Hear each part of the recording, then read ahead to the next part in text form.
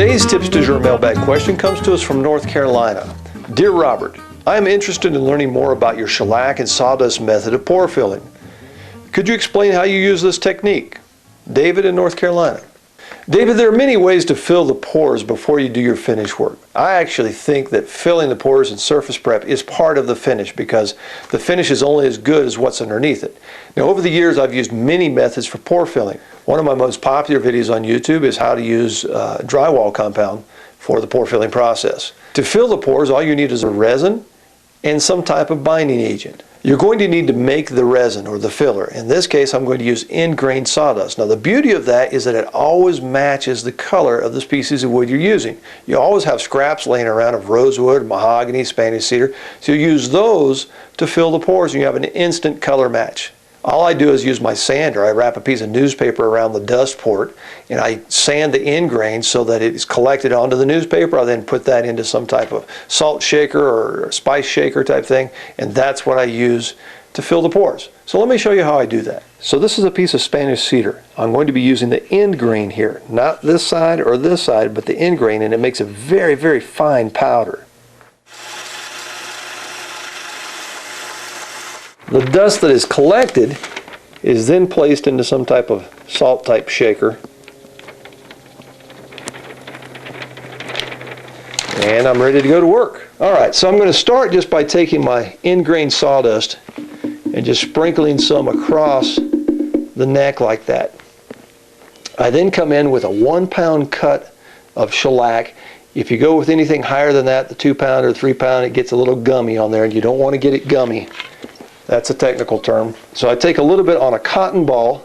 You don't want to work too wet. You get it too wet, you get sticky. And then just put it on there and rub it into the pores like this.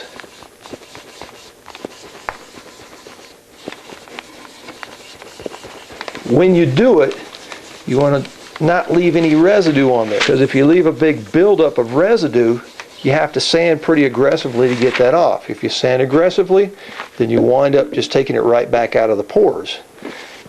And that is counterproductive. Along the heel here, you've got the open end grain, so it needs to be filled at least 2 or 3 times. It's pretty porous along there. You can also place a little bit on the cotton ball itself and rub it in like that. And this dries very quickly. It's another benefit to this method because you can lightly sand it, you can rinse and repeat, do it again, and things get filled up really quickly here. So it's a really nice method.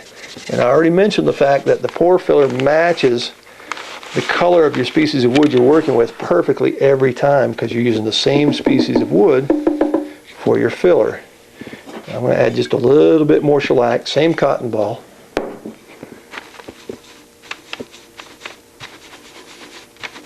Notice how I'm kind of doing circular motions, going across the grain, making sure it all gets worked in there really well.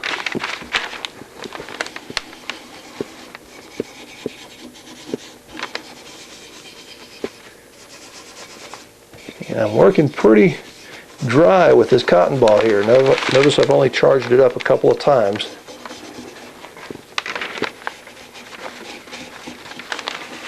And don't forget to do across the end of the peg head here. There's some pretty porous grain up there. And there we go. So it's already pretty much dry to the touch. So now that it's dry, just take some 220 or even 320 and just lightly hit the area that got the pore fill. Emphasis on the lightly. You don't want to yank it back out of the pores.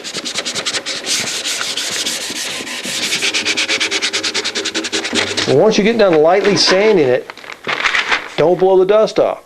You want to use that dust to your advantage. So then we're going to come in again and put another little light coat of the end grain sawdust on there. A little bit of 1 pound shellac again. And once again, just work it into the pores.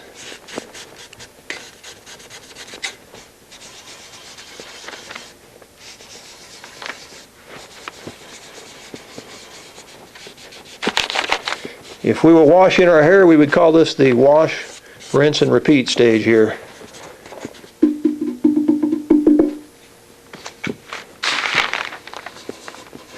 Now this pore fill works good under any type of finish. Oil, water-based, solvents, lacquers, any of that kind of stuff. One of the cool things about it is it's very quick.